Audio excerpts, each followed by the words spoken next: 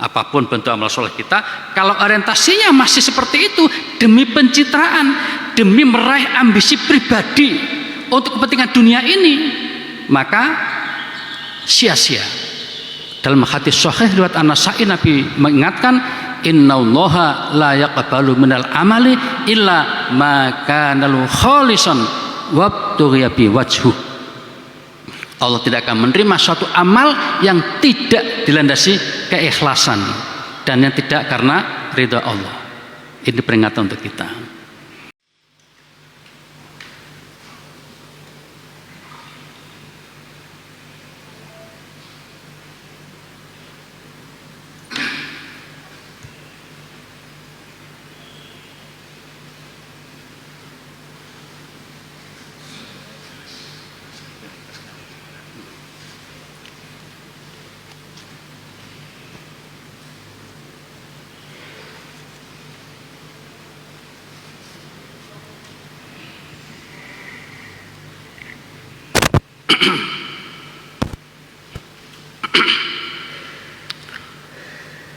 Bismillahirrahmanirrahim.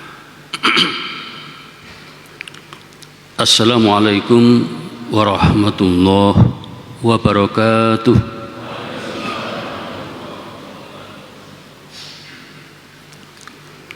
Alhamdulillahi rabbil alamin, wa bihi nasta'inu ala umurid dunya waddin. أشهد أن لا إله إلا الله وحده لا شريك له وأشهد أن محمدا عبده ورسوله فأصلي وأسلم على محمد وعلى آله وأصحابه أجمعين أما بعد فقال تعالى في كتابه الكريم أعوذ بالله من الشيطان الرجيم من عمل صالحا فلنفسه ومن أساء فعليها وما ربك بظلام للعبيد صدق الله العظيم.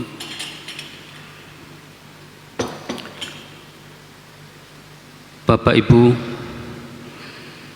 hamba-hamba Allah yang mulia,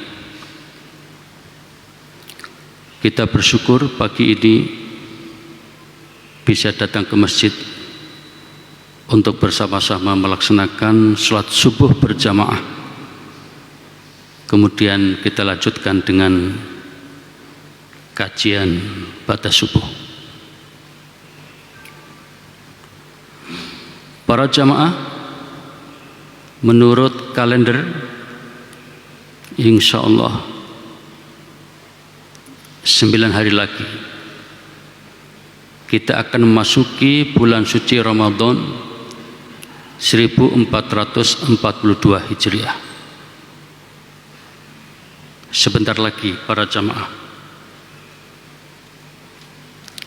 Karena itu maka pagi ini dalam waktu sekitar setengah jam atau mungkin lebih dikit, saya ingin mengajak untuk membahas tentang apa aspeknya kita lakukan ketika berada di bulan Ramadan. Dalam topik yang kita berikan, yaitu tentang momentum bulan Ramadan untuk memperbanyak amal soleh. Para jamaah, sedikit tentang bulan Ramadan. Oleh ulama banyak memberikan sebutan tentang nama Ramadan ini. Yang sangat terkenal adalah bulan yang penuh berkah, Ramadan Mubarak. Ada yang menyebut bulan penuh maghfirah, dan masih banyak lagi sebutan yang lain. Yang sudah menjadi keyakinan kita adalah bahwa bulan Ramadan adalah bulan yang sangat strategis dan berpeluang besar bagi siapapun yang memanfaatkannya untuk banyak beramal.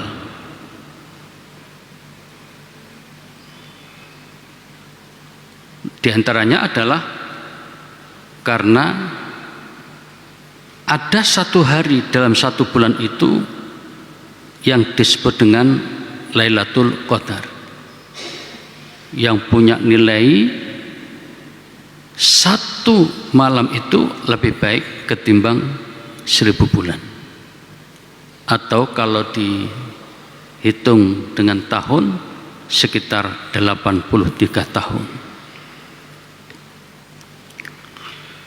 Nah, para jamaah, bagi orang yang benar-benar memperhatikan masalah ini, pasti akan berusaha sedemikian rupa bagaimana caranya agar mendapatkan malam yang satu itu. Maka ada istilah berburu Lailatul Qadar. Nah, ini kemudian menjadi salah satu daya tarik orang-orang kemudian berlomba-lomba melakukan kebajikan. Di bulan Ramadan juga disebut sebagai bulan yang penuh ampunan. Para jamaah, banyak sekali hadis yang menjelaskan tentang ini. Yang sangat terkenal adalah barang siapa berpuasa, ya, nanti ada lagi barang siapa menegakkan sholat malam, masih umum. Ada yang barang siapa menegakkan ibadah malam di saat Lailatul Qadar, dan lain-lain, yang ujung-ujungnya adalah ghufira lahu ma taqaddama min dzambi.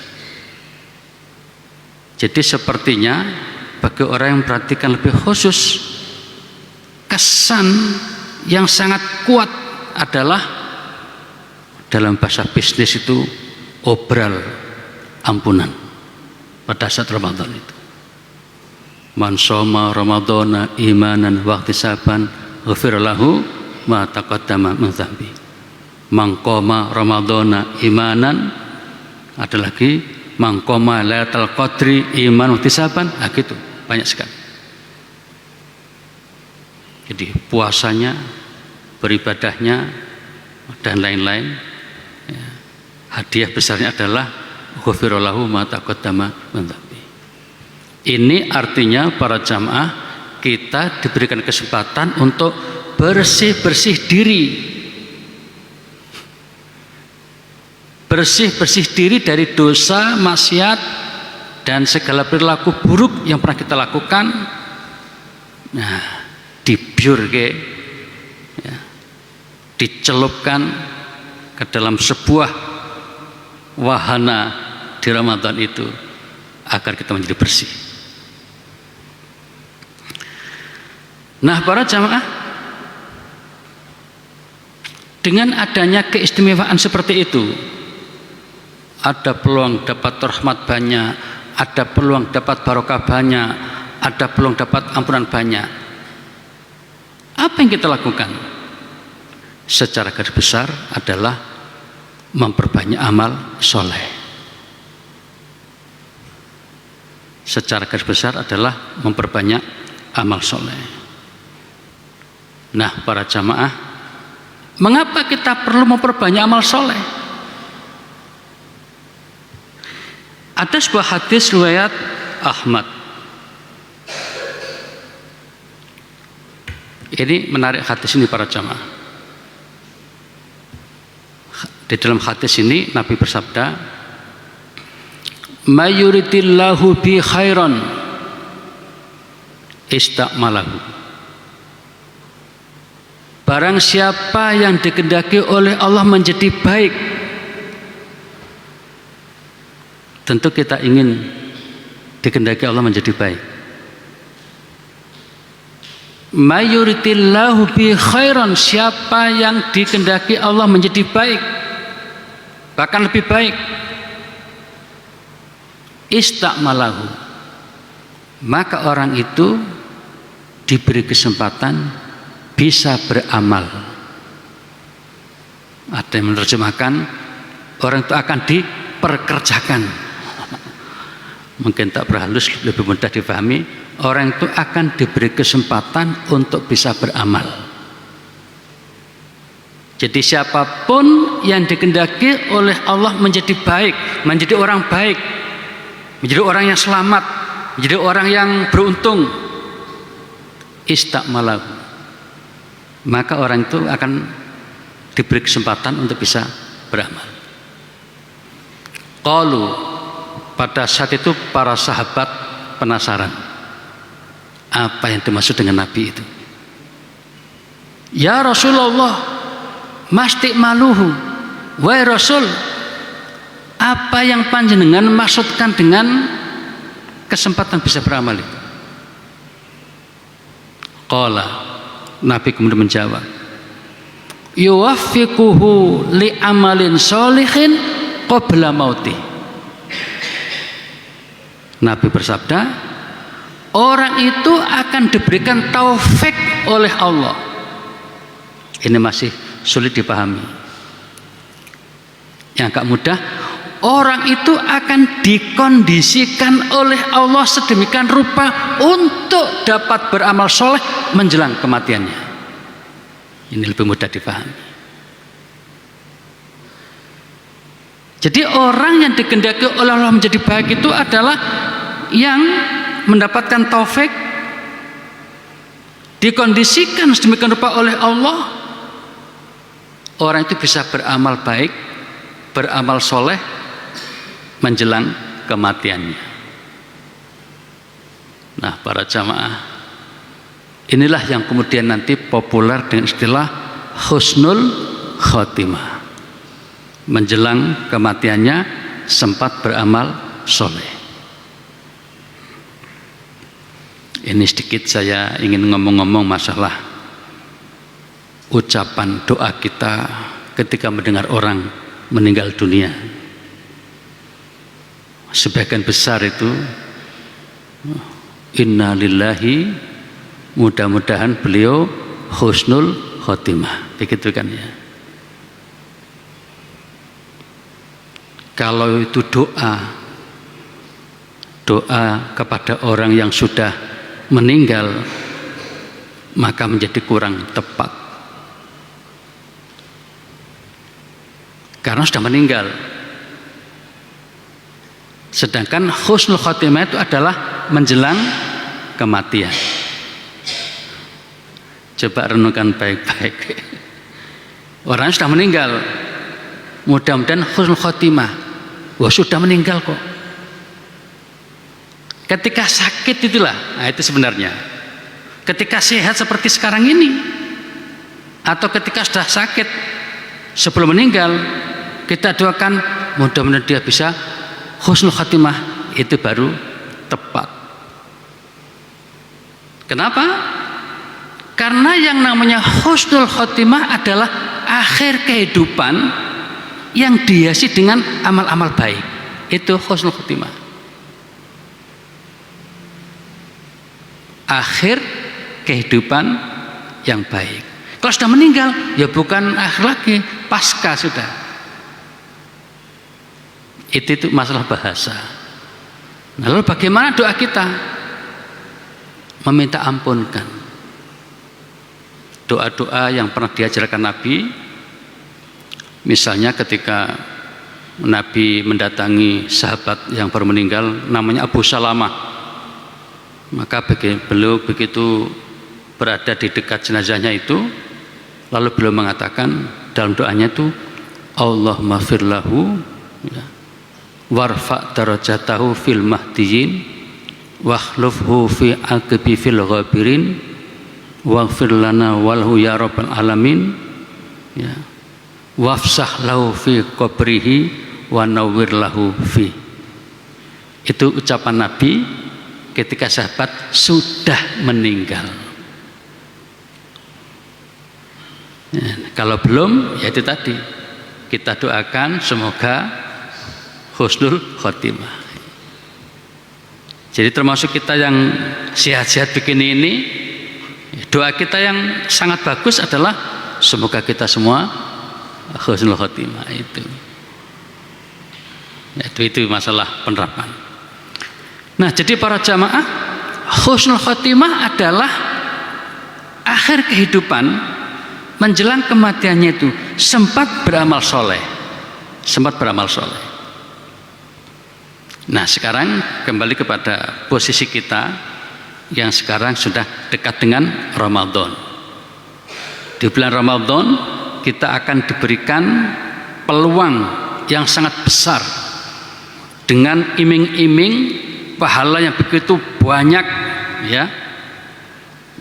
Itu artinya kita dianjurkan memperbanyak amal soleh. Nah, sekarang kira-kira amal soleh seperti apa yang kita lakukan dalam kehidupan ini? Ini masih umum para jamaah, karena nanti pagi jam 6 saya harus ceramah di Darussalam. Kalau di sana nanti materinya adalah amal-amal utama yang dilakukan di bulan Ramadan. Kalau sekarang ini mengisi Ramadan dengan amal soleh. Amal soleh seperti apa yang bisa kita lakukan dalam hidup ini, termasuk sekarang ini, di luar Ramadan, lebih-lebih di bulan Ramadan. Ada dua kategori para jamaah. Ada dua kategori amal soleh yang bisa kita lakukan. Yang pertama adalah amal soleh yang sifatnya individual, kanggo awake dhewe, untuk kepentingan diri sendiri. Dan yang kedua, amal soleh yang sifatnya sosial, untuk orang lain. Ini garis besar tentang amal soleh. Seperti apa amal soleh yang sifatnya individual, yang untuk diri sendiri? Kebanyakan sifatnya vertikal, ritual individual. Misalnya suka berzikir, itu untuk kepentingan dirinya, untuk membersihkan dirinya, memperbanyak istighfar, untuk membersihkan dirinya, untuk berzikir, membaca kalimat-kalimat thayyibah, untuk mendekatkan dirinya kepada Allah, untuk kepentingan dirinya. Termasuk di dalamnya adalah suka salat, terutama yang wajib, dan juga sholat-sholat sunnah. Orang yang ingin menghiasi hidupnya dengan amal soleh secara individual, diantaranya adalah suka sholat at-tahajud di malam hari untuk kepentingan dirinya. Para jamaah, tentang sholat tahajud ini sebenarnya Nabi memberikan tuntunan yang variatif, ya, longgar. Ya. Secara umum Ibnu Taimiyah mengemukakan yang biasa dilakukan Nabi itu kalau sholat tahajud itu 11 rakaat. Tapi pernah suatu ketika 13 rakaat, pernah suatu ketika 9 rakaat. Kemudian di belakang hari, di kemudian hari, ada umatnya yang menambah jumlah rakaat menjadi 20 atau 23 rakaat. Nanti di belakang hari ada lagi yang menambah sampai 36 rakaat, sampai 40 rakaat. Itu kata Ibnu Taimiyah dalam kitabnya Al-Fatawa. Tapi kalau Nabi lazimnya katanya 11 rakaat. Nah, Aisyah pernah ditanya, "Wahai jeneng Aisyah, Nabi itu kalau di bulan Ramadan bagaimana sholat malamnya?" Maka Aisyah malah menjawab, baik di dalam Ramadan maupun di luar Ramadan sama saja. yaitu 11 rakaat. Itu jawaban Aisyah radhiyallahu anha. Mungkin maksudnya adalah yang sering atau tadi bahasa lazimnya tadi. Nah, kemudian ulama memahami sedemikian rupa karena hadisnya juga macam-macam. Di antara hadis itu adalah sholatul lail mathna mathna. Salat malam itu 2 rakaat 2 rakaat. Tapi kalau sudah khawatir dekat dengan waktu subuh datang, maka segera akhiri dengan witir, dan itu bisa dilakukan dengan 1 rakaat. Para jamaah, tentang sholat malam ini ya, kalau PP Muhammadiyah, kalau pernah membaca buku pedoman ibadah Ramadan ya, oleh PP Muhammadiyah Tarjih, itu yang sangat ditekankan itu 2 model, jumlahnya 11 rakaat tapi 2 model. Model pertama adalah 4-4-3, model kedua 2-2-2-2-2 5 kali, witirnya 1. Itu tarjih yang agak belakang, ditulis pertama kali, diterbitkan pertama kali tahun 2010. Tapi sebelumnya memang pernah ada di buku tarjih itu 4-4-3 atau 2-2-3. Nah, sayangnya di buku yang lama itu tidak menjelaskan dalilnya mana yang 2-2-3 itu. Kalau 4-4-3 jelas Bukhari Muslim. Tapi ketika 2-2-2 4 kali terus 3 itu enggak ditemukan dalilnya.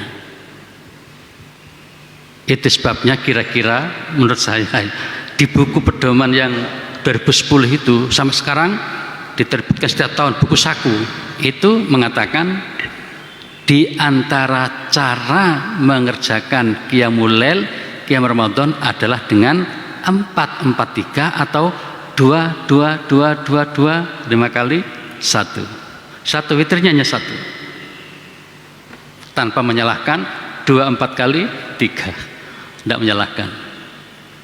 Jadi yang masih mau itu ya silahkan begitu, kira-kira begitu maksudnya.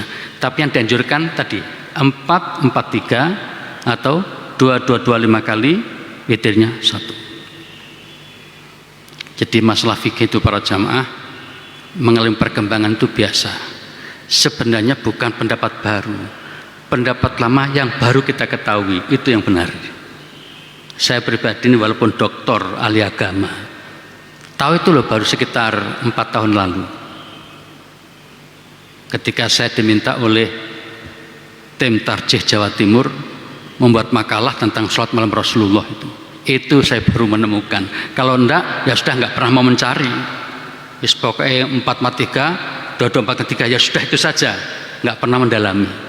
Semenjak itu saya mendalami dan saya berkeyakinan sampai sekarang kalau saya disuruh memilih, saya memilih 2 5 kali 10 kan, witirnya 1. 4-4-3 juga bisa, dan beberapa contoh dari Nabi itu saya menemukan ada 7 model sholat malam Nabi itu para jemaah. 7 model itu 13 rakaat itu 2 model, 11 rakaat ada 3 model, 9 rakaat ada 2 model. Jadi 2, 3, 2 tambah 3, 5 tambah 2, 7 model. Ya sekilas saja para jemaah saya sampaikan. Barangkali ini kesempatan ya, mungkin tadi yang tidak sempat nanti ke sana, jadi tak sampaikan di sini. 13 para jamaah ada 2 model. Model pertama adalah 2 rakaat salat iftitah.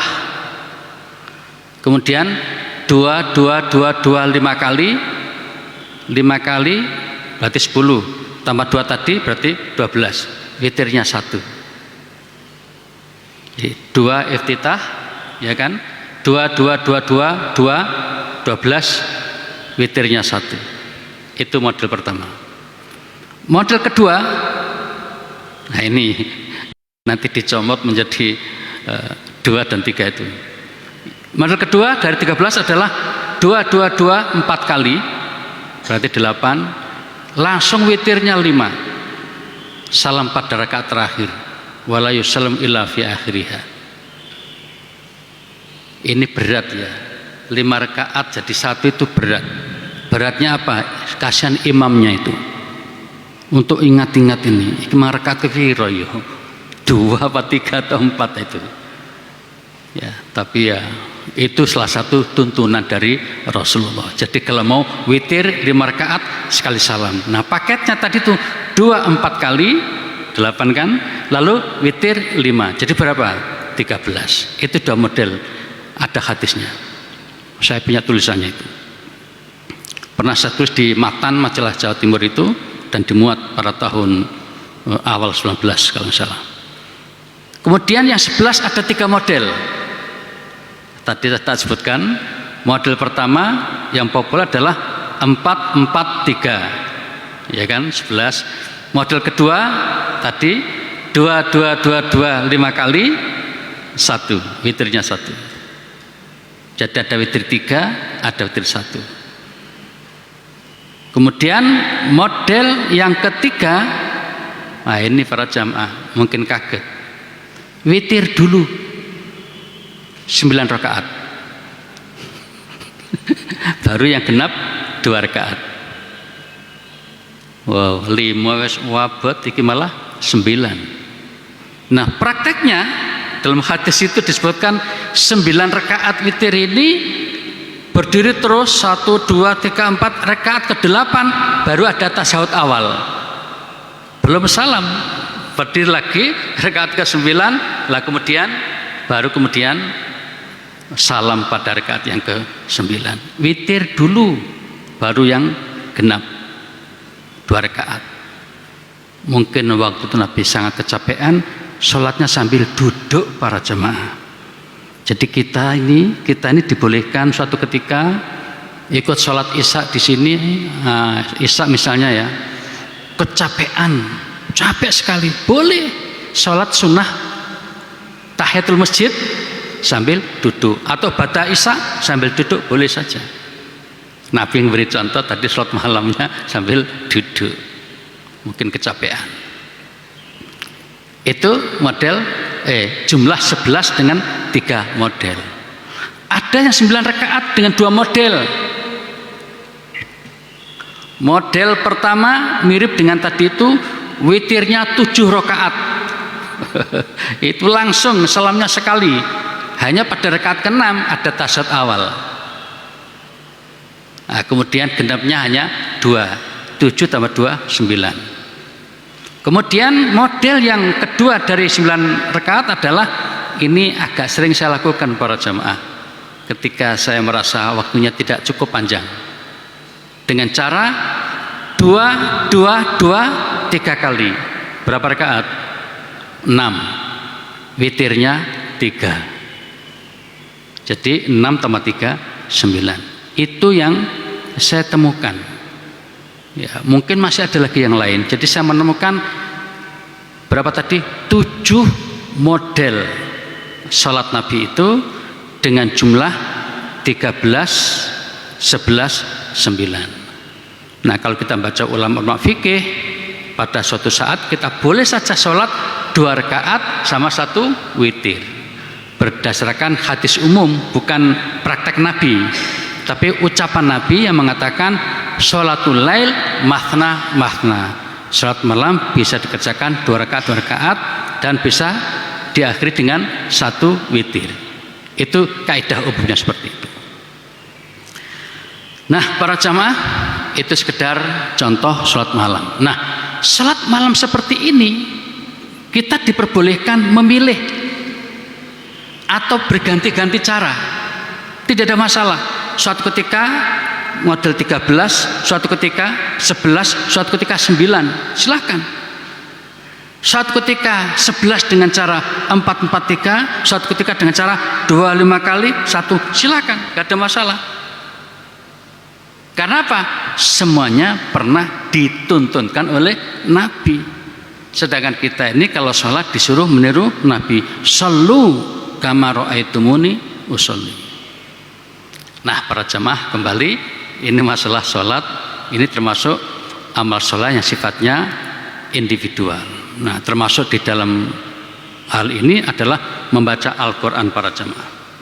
Membaca Al-Quran termasuk amal soleh yang sifatnya individual. Membaca Al-Quran ini. Nah, karena itu maka nanti Ramadan perbanyak itu.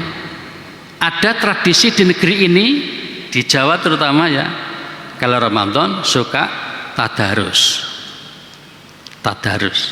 Tadarus itu artinya ada orang yang terlibat di dalam membaca itu. Ada yang membaca, ada yang mendengarkan. Itu tadarus. Makanya di masjid-masjid itu biasanya kan ada kelompok yang satu membaca, yang lain menyimak. Itu namanya tadarus. Lah menyimak itu tujuannya untuk mengoreksi, untuk membetulkan kalau ada keliru. Itu dilakukan Nabi dengan malaikat Jibril dalam hadis Sahih Al-Bukhari. Setiap Ramadan datang, Jibril menemui Nabi, mengajak untuk tadarus. Nabi membaca, Jibril menyimak. Mungkin ada yang lupa, diingatkan segala macam. Nah, kita menirunya di membaca dan menyimak. Itu maka menjadi tradisi di negeri ini tadarusan. Di Jawa kan menjadi tadarusan.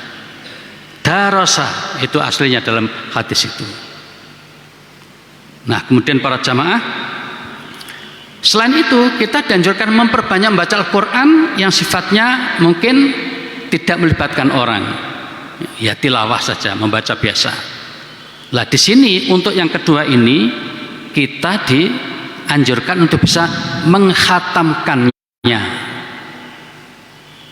Seorang sahabat bernama Abdullah bin Amr bin As pernah tanya pada Nabi, ya Rasul, sebaiknya menghatamkan Al-Quran itu berapa lama? Fikam aqra'ul Quran, hadis Bukhari dan lain-lain. Apa kata Nabi? Iqra'il Quran fi syahrin, bacalah Al-Quran hingga khatam dalam 1 bulan. Itu perintah pertama. Tapi para jamaah, kebetulan sahabat ini orangnya keranjingan, itu kira-kira bahasa lainnya, membaca Al-Quran, hobi membaca Quran, sehingga belum mengatakan, ya Rasul, kelamaan itu, 1 bulan kok baru khatam. Kata siapa? Sahabat Nabi ini. Ya sudahlah, 25 hari masih kelamaan ya Rasul, 20 hari masih kelamaan, 15 hari masih kelamaan, 10 hari masih kelamaan, 7 hari masih kelamaan ya Rasul. Maunya dia itu setiap hari. Nabi sudah mengatakan, usahakan tidak kurang dari 3 hari. Ini hadis riwayat Abu Dawud. Jadi kata Nabi, mengapa kok tidak boleh kurang dari 3 hari? Kalau kurang dari 3 hari membacanya diduga tidak akan pakai perasaan. Dalam bahasa lain itu tidak akan bisa menghayati dengan baik. Dia akan dikejar-kejar, diburu-buru untuk sekedar selesai. Itu ada hadisnya seperti itu. Nah, jadi kalau saya ingin yang sederhana saja, Iqra'il Quran fi syahrin. Yang pertama tadi itu normalnya. Bacalah Quran hingga khatam 1 bulan 1 kali. Jadi 1 tahun khatam 12 kali. Nah, kalau 1 bulan khatam 1 kali, sedangkan 1 bulan rata-rata 30 hari, berarti 1 hari 1 juz. Inilah kemudian muncul atau populer dengan istilah 1 hari 1 juz, 1 day 1 juz. Itu mulai populer kemudian. Itu sejak zaman Nabi sudah disampaikan itu. Tapi baru sekitar 4 tahun lalu ya populer istilah odoj itu, 1 day 1 juz. Nah, para jamaah ini masih masuk amal individual. Silakan mau perbanyak baca Al-Quran nanti di bulan Ramadan. Nah, kemudian yang lain-lain, tafakkur tadi, memperbanyak istighfar terutama waktu sahur. Istighfar itu paling bagus waktu sahur. Di dalam Al-Quran para jamaah ada beberapa ayat yang menyatakan wabil ashari hum yastaghfirun, dan di waktu sahur itulah mereka beristighfar, minta ampun kepada Allah Subhanahu wa taala.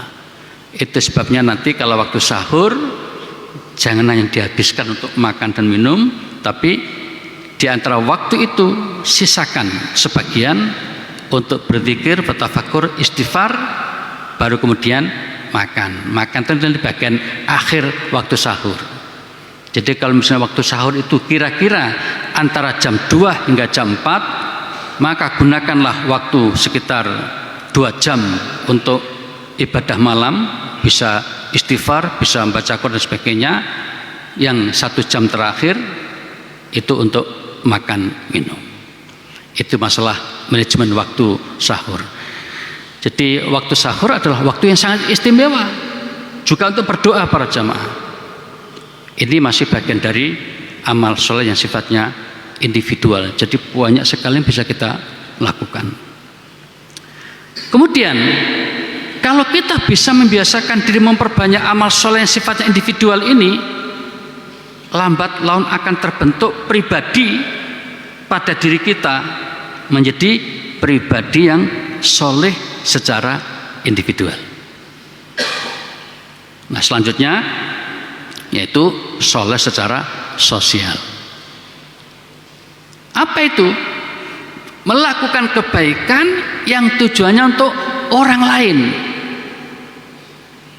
Tadi kan untuk memperbaiki diri, untuk membersihkan diri, dalam bahasa Jawa untuk meningkatkan kesaktian.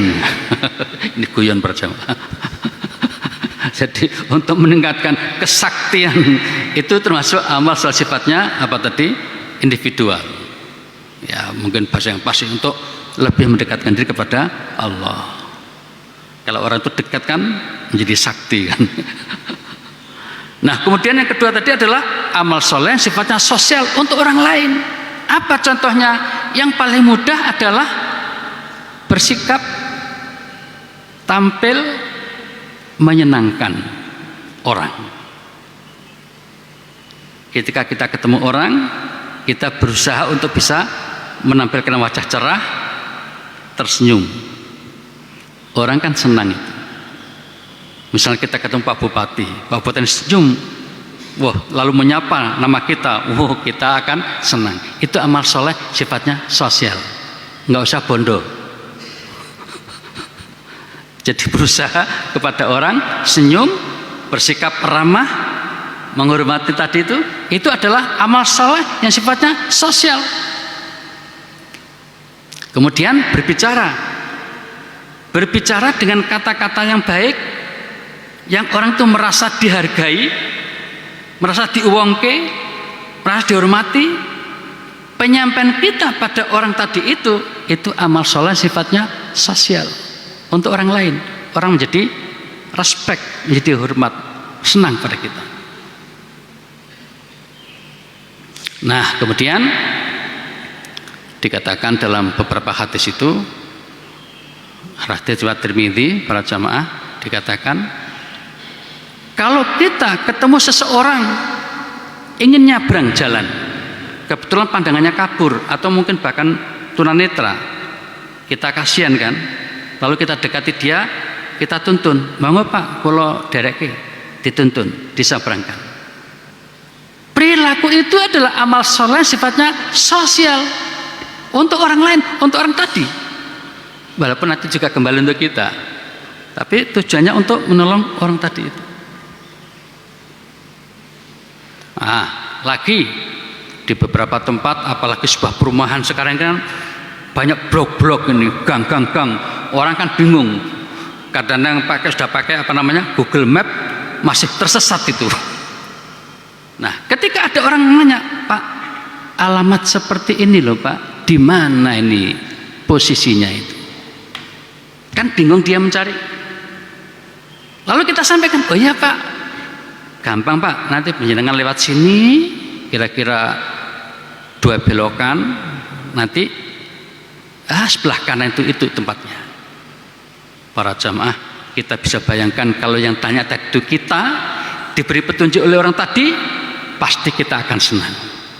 Menyenangkan orang itu amal soleh yang sifatnya sosial, memberi petunjuk jalan di mana itu sebenarnya. Apalagi para jamaah kalau kita bisa beramal sosial yang lebih luas lagi, seperti mendukung, menghimpun dana beberapa saat lalu, ya awal 1 atau 2 bulan yang lalu itu saudara kita di Kalimantan Selatan sempat kena banjir bandang, di Sulawesi Barat sempat gempa, kan begitu, di Jawa juga kena lagi, di daerah mana kemarin itu Nganjuk segala macam itu. Kita menghimpun dana berapapun yang kita punya, ya kalau sudah kumpul banyak kan menjadi banyak. Nah, urunan berinfak, bersedekah semacam ini termasuk bagian dari amal soleh yang sifatnya sosial. Kita datang ke masjid berinfak, amal soleh yang sifatnya sosial. Karena apa? Untuk masjid supaya dapat terawat dengan bagus, menyenangkan banyak orang, membuat orang pada kerasan masuk masjid ini. Amal sosial sifatnya sosial. Suatu saat kita mendengar ada anak kecil menangis datang dari sekolahan, kemudian ditanya kenapa nangis. Aku dimarahi guru saya karena belum bisa bayar SPP sama sekarang, misalnya. Lalu kita dekati dia, kita bantu untuk bisa bayar SPP-nya itu amal soleh sifatnya sosial. Dan masih banyak lagi contoh yang lain. Nah, para jamaah, kalau kita membiasakan beramal soleh secara sosial seperti ini, lambat laun akan terbentuk pribadi pada diri kita ini soleh secara sosial. Nah, idealnya orang-orang seperti kita itu menjadi hamba Allah yang soleh, baik individual maupun sosial. Peringatan terakhir para jamaah, ya, saya diberi waktu sampai jam 5.30, masih 4 menit. Saya mencoba disiplin, ya. Nah, para jamaah, ada peringatan, hati-hati bagi kita yang sudah terbiasa beramal soleh. Hati-hati, jangan sampai salah sasaran. Banyak orang beramal soleh tapi orientasinya ternyata keliru. Apa itu? Dia melakukan soleh secara individual maupun sosial ternyata dalam rangka untuk meningkatkan citra supaya dia dianggap baik. Dalam bahasa politik namanya apa itu? Pencitraan. Apa ada orang seperti itu? Mungkin saja ada. Jadi dia belusukan ke sana kemari, nyumbang orang miskin, minta kepada kamera itu tolong disyuting, nanti di-upload, dipublikasikan. Jika hanya itu yang diinginkan, mungkin berhasil menjadi populer, tapi hanya sebentar itu. Hati-hati amal soleh, baik pribadi tadi kan sholat, dia sholat di masjid, ya, minta tolong jangan lupa disyuting nanti kalau sudah dekat dengan pengimaman itu. Apapun bentuk amal soleh kita, kalau orientasinya masih seperti itu, demi pencitraan, demi meraih ambisi pribadi untuk kepentingan dunia ini, maka sia-sia. Dalam hadis sahih riwayat An-Nasa'i, Nabi mengingatkan, innallaha la yaqbalu minal amali illa ma kana lahu khalisan wabtughiya bi wajhu. Allah tidak akan menerima suatu amal yang tidak dilandasi keikhlasan dan yang tidak karena ridha Allah. Ini peringatan untuk kita. Untuk itu bagaimana? Berusahalah beramal soleh dengan niat semata-mata untuk mendapatkan ridha Allah dan ya pahala dari Allah Subhanahu wa taala. Jika ini kita lakukan, insya Allah citra baik mengikuti nantinya, insya Allah seperti itu. Nah, kita berharap mudah-mudahan kita ini diberikan oleh Allah kesempatan untuk bergemar beramal soleh terus secara istiqomah hingga akhir hayat kita, sehingga kita nanti semua bisa menjadi orang yang husnul khotimah. Demikian para jamaah yang dapat disampaikan. Terima kasih atas kebersamaannya. Semoga Allah meridhoi kita semua, dan semoga kita semua dalam keadaan sehat lahir batin, sehat jasmani rohani, nanti bisa dipertemukan dengan Ramadan dan bisa beramal soleh sebanyak mungkin pada saat itu, dan semoga Allah menjadikan kita sebagai hamba yang dimasuk dalam surganya. Terima kasih. Billahi taufiq wal hidayah. Wassalamualaikum warahmatullahi wabarakatuh.